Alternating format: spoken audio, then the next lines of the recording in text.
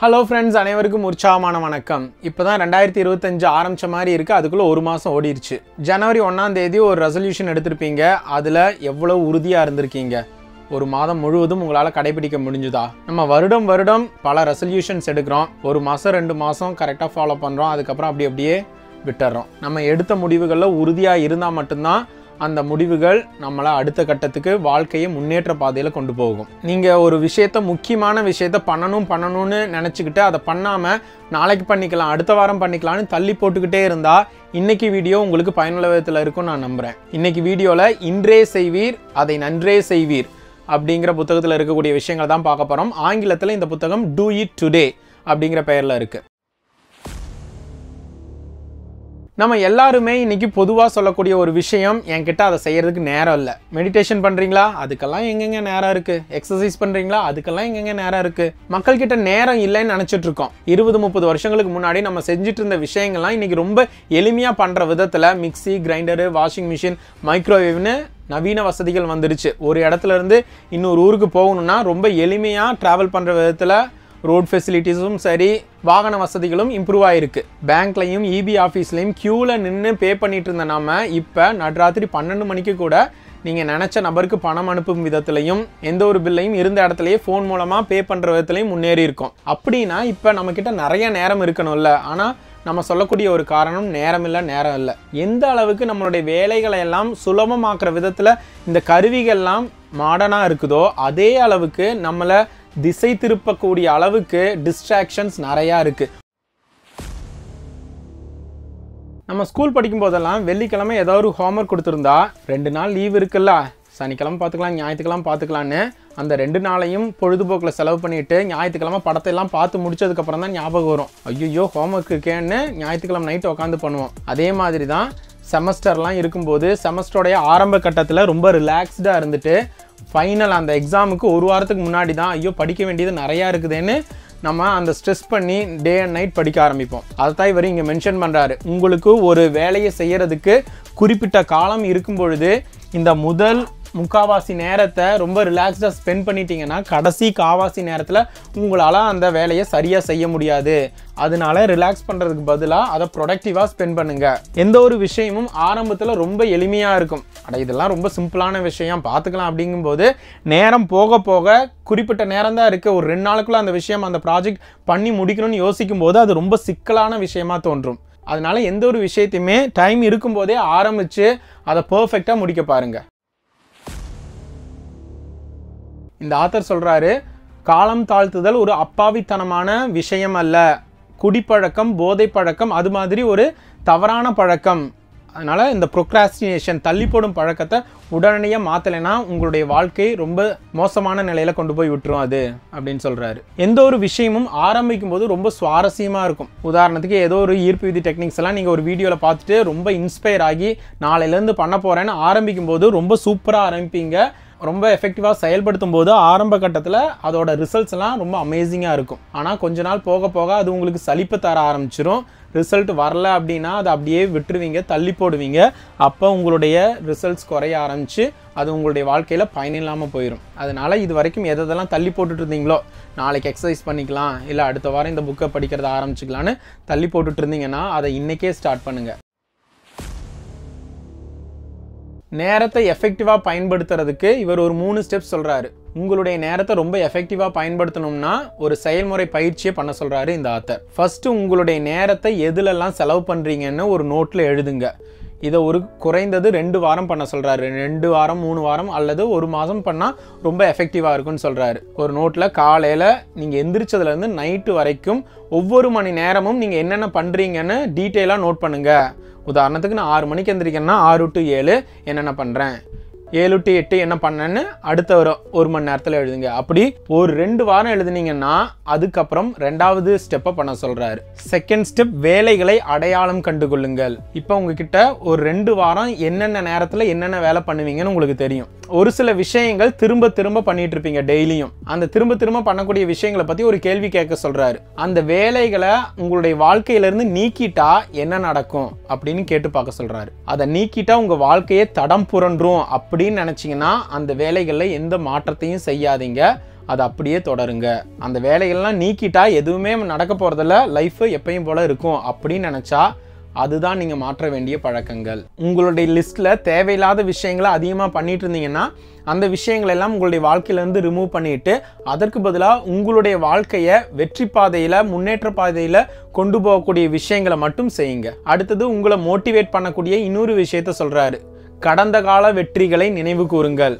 நீங்கள் ரொம்ப டீமோட்டிவேட் ஆகி ரொம்ப குழப்பத்தில் உட்காந்துருக்கிறீங்க, என்னுடைய வாழ்க்கை எப்படி இம்ப்ரூவ் பண்ணுறதுன்னு தெரியலன்னு கன்ஃபியூஸ்டு ஸ்டேட்டில் இருக்கும் பொழுது இதுவரைக்கும் நீங்கள் அச்சீவ் பண்ண விஷயங்கள் எல்லாத்தையும் ஒரு பேப்பரில் லிஸ்ட் அவுட் பண்ணுங்கள். அது சின்ன விஷயமா இருக்கலாம், பெரிய விஷயமா இருக்கலாம், எல்லா வெற்றிகளையும் பட்டியலிடுங்க. அது உங்களுக்கு புதிய உத்வேகத்தை தரும். நீங்கள் உங்களுடைய பழைய கால வெற்றியை நினைக்கும் போது உங்களுடைய உடலில் செரட்டோனின் அப்படிங்கிற ஒரு கெமிக்கல் சுரக்கும். அது ஒரு ஹாப்பி ஹார்மோன்னு டாக்டர்ஸ் எல்லாம் சொல்கிறாங்க. அது சுரக்கும் பொழுது உங்களுக்கு ஒரு புதிய மோட்டிவேஷன், புதிய உத்வேகம் கிடைக்கும். நீங்கள் ஆசைப்படுற விஷயங்களை செய்வதற்கான ஆற்றலை அது உங்களுக்கு தரும். அடுத்தது நம்ம பார்க்க போகிற இந்த விஷயங்கள்லாம் உங்களுடைய வாழ்க்கையில் இருந்ததுன்னா அதெல்லாம் சரி பண்ணுங்கன்னு சொல்கிறாரு. முதல் விஷயம், அளவுக்கு அதிகமாக வேலை செய்கிறது. ஒரு நாளைக்கு 12 மணி நேரம் 14 மணி நேரம்னு உடலை வருத்தக்கூடிய அளவில் வேலை செஞ்சிங்கன்னா அது உங்களுக்கு ப்ரொடக்டிவிட்டியை இன்க்ரீஸ் பண்ணாது, உங்களுடைய உடல் நலத்தை தான் பாதிக்கும். அதனால் அளவான நேரத்தில் எவ்வளோ ஃபோக்கஸ்டாக வேலை செய்ய முடியுமோ, 8 மணி நேரம்னா 8 மணி நேரத்தில் உங்களுடைய எவ்வளோ மேக்ஸிமம் எஃபர்ட், மேக்ஸிமம் எனர்ஜியை கொடுக்க முடியுமோ கொடுத்து அந்த நாளுக்குரிய வேலையை பர்ஃபெக்டாக முடிச்சுட்டு 5 மணி அல்லது 6 மணினா 6 மணியோட வேலையை ஸ்டாப் பண்ணிருங்க அப்படின்னு சொல்கிறாரு. அடுத்தது கவலைப்படுதல்.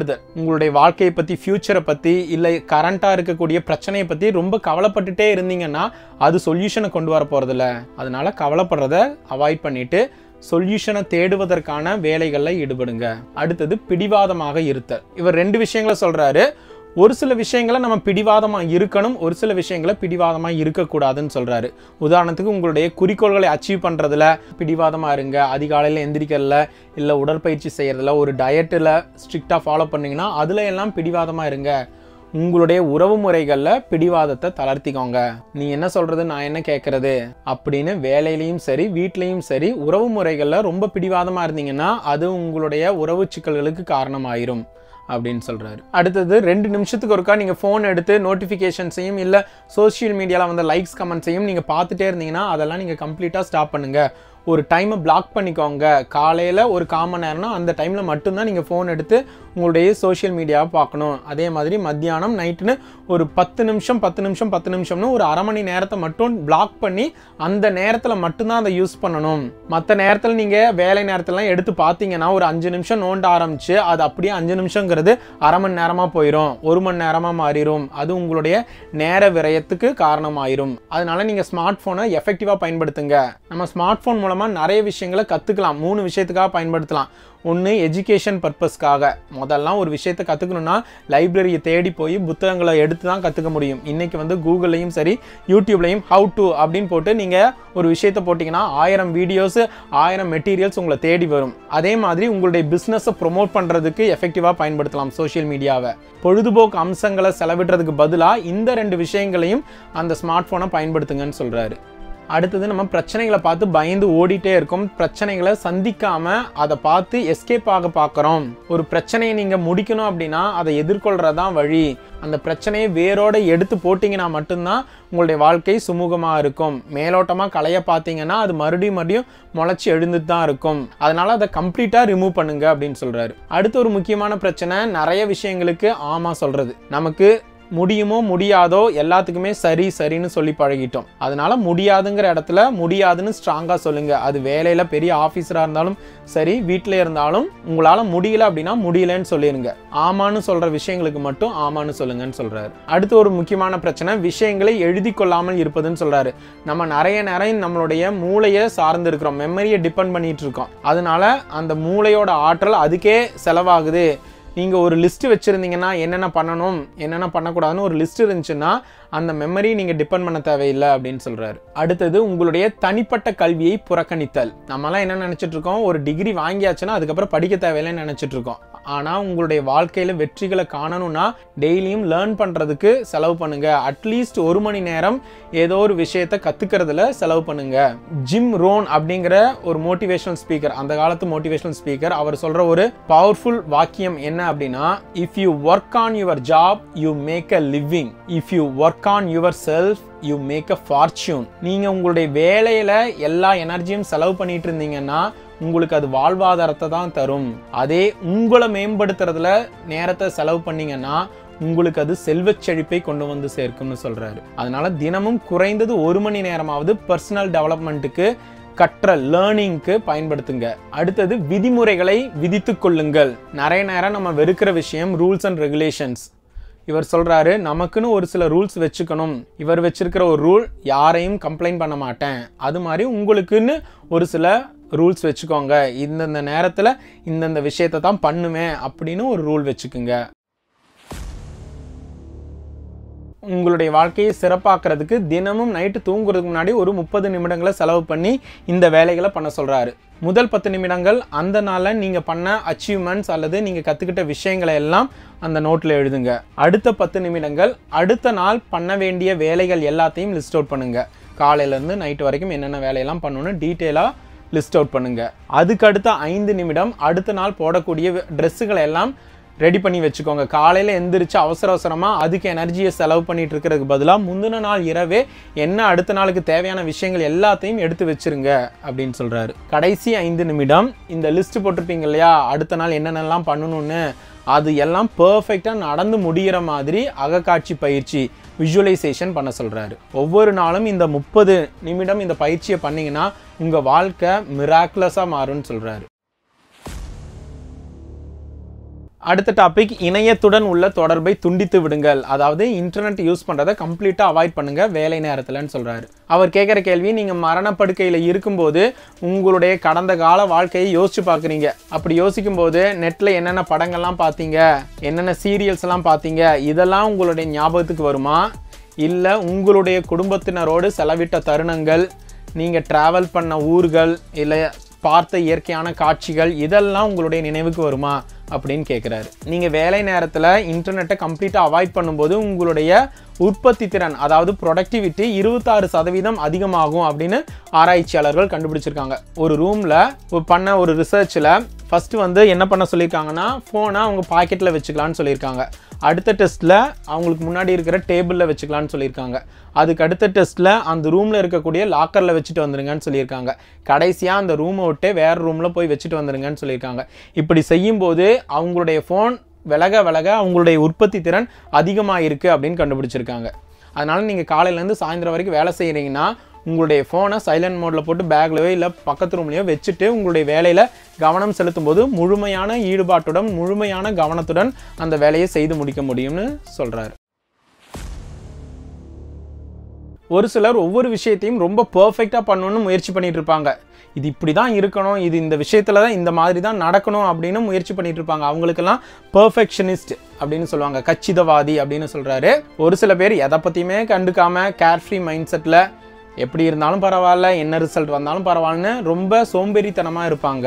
இது ரெண்டுக்கும் இடைப்பட்ட ஒரு சமநிலையை கையாளுங்க அப்படின்னு சொல்கிறாரு. உங்களால் முடிஞ்ச எஃபர்ட் எல்லாத்தையும் போடுங்க. அதுக்கப்புறம் ரிசல்ட் வந்ததுக்கப்புறம் அது நீங்கள் எதிர்பார்த்த மாதிரி அமையலை அப்படின்னா அதில் துவண்டு போயிடாதீங்க. அப்போ நீங்கள் அந்த லேசி கை மாதிரி ஓகே அதை பற்றி கவலைப்படாமல் அடுத்த முயற்சியை பண்ணுவோம் அப்படின்னு கச்சிதவாதிக்கும் சோம்பேறிக்கும் இடைப்பட்ட அந்த நிலையில் நீங்கள் இருந்து செயல்படுங்கன்னு சொல்கிறாரு. உதாரணத்துக்கு சொன்னால், இப்போ நான் ஒரு வீடியோக்கு ரெடி பண்ணுறேன், என்னால் முடிஞ்ச அளவுக்கு ஒரு புத்தகத்தை படித்து அதை எவ்வளோ பெஸ்ட்டாக கொடுக்க முடியுமோ அந்த அளவுக்கு நான் பெஸ்ட்டாக கொடுத்துட்றேன். அதுக்கப்புறம் அதுக்கு வியூஸ் வரல அப்படின்னா, வெறும் 2000 பேர் 3000 பேர் பார்க்குறாங்க அப்படின்னா அதை பற்றியே கவலைப்பட்டுட்டு இருந்தேன்னா என்னால் அடுத்த வேலையை சிறப்பாக பண்ண முடியாது. அதனால ஒரு விஷயத்தோட ரிசல்ட் நம்ம எதிர்பார்க்குற விதத்தில் நடக்கலைன்னா அதை அப்படியே விட்டுட்டு ஓகே அடுத்தது என்ன அப்படின்னு நெக்ஸ்ட்டை நோக்கி பயணப்படுங்க அப்படின்னு சொல்கிறாரு.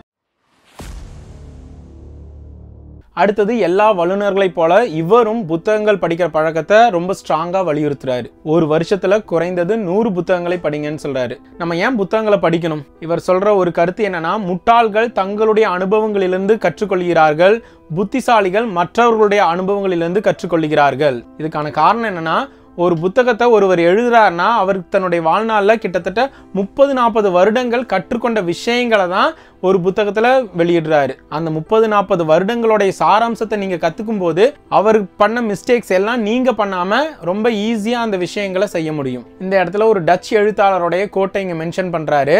என்னிடம் சிறிதளவு பணம் இருக்கும்போது நான் புத்தகங்கள் வாங்குகிறேன். அது போக ஏதேனும் பணம் மீதம் இருந்தால் நான் உணவும் உடைகளும் வாங்கிக் கொள்கிறேன். இதை படிக்கும்போது எனக்கு ஞாபகம் வந்த திருக்குறள், செவிக்குணவில்லாத போது சிறிது வயிற்றுக்கும் ஈயப்படும். அதனால நீங்க ஒரு புக் லிஸ்ட் வச்சுக்கோங்க. உங்களுடைய இந்த வருடத்துல என்னென்ன புத்தகங்கள்லாம் படிக்கணும்னு ஒரு பட்டியல் வைத்துக் கொள்ளுங்கள். பணம் கிடைக்கும் போது அந்த பட்டியலில் இருக்கக்கூடிய புத்தகங்களை வாங்கி வச்சுக்கோங்க. தினமும் படியுங்கள்னு சொல்றாரு. தினமும் 1 மணி நேரம் படியுங்க. ஒரே புக்கை தான் படிக்கணும்னு அவசியம் இல்லை. ஒரு 10 புக்கு வாங்கியிருக்கீங்கன்னா ஒரு புக்கில் காலையில் 1 மணி நேரம் படிக்கலாம், இன்னொரு புக் எடுத்து நைட் 1 மணி நேரம் படிக்கலாம். காம்ப்ளிகேட்டட் விஷயங்கள் இருக்கக்கூடிய புத்தகங்களை காலையில் அந்த ஃப்ரெஷ் மைண்ட் செட்டில் படிங்க.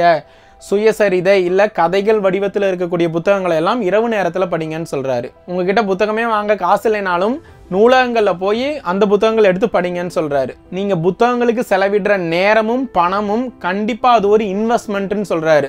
உங்களுடைய வாழ்க்கையை மேம்படுத்துமே ஒழிய உங்களுடைய வாழ்க்கையை கீழே கொண்டு போயிடாது. எப்போ நீங்கள் புத்தகங்களில் வாங்கி படிக்காமல் அப்படியே கடப்பில் போகிறீங்களோ அதுதான் நீங்கள் பண்ணுற தப்பு அப்படின்னு சொல்கிறாரு. பொருத்தமான புத்தகங்களை மட்டும் படியுங்கள்னு சொல்கிறாரு. ஒரு புக் அமேசானில் பயங்கர ஹிட் ஆகி பயங்கர பெஸ்ட் செல்லிங் புக்காக போயிட்டு இருக்கும்போது எல்லாரும் வாங்கி படிக்கிறாங்க அப்படின்னு நீங்களும் அதை வாங்கி படிக்க தேவையில்லை. அது உங்களுக்கு பொருந்தாதான், அந்த ஸ்டைல் ஆஃப் ரைட்டிங் உங்களுக்கு சூட்டபிளாக இருக்குமான்னு யோசிச்சுட்டு அது உங்களுக்கு பிடிச்சா மட்டும் வாங்கி படிங்க. எல்லாரும் படிக்கிறாங்கன்னு நீங்களும் அந்த புத்தகங்களை வாங்கி படிக்காதீங்க. உங்களுக்கு உற்சாகம் தரக்கூடிய புத்தகங்களை மட்டும் படிங்கன்னு சொல்றாரு. நாலேஜ் இஸ் பவர் அப்படின்னா application of the knowledge is super பவர்னு சொல்றாரு.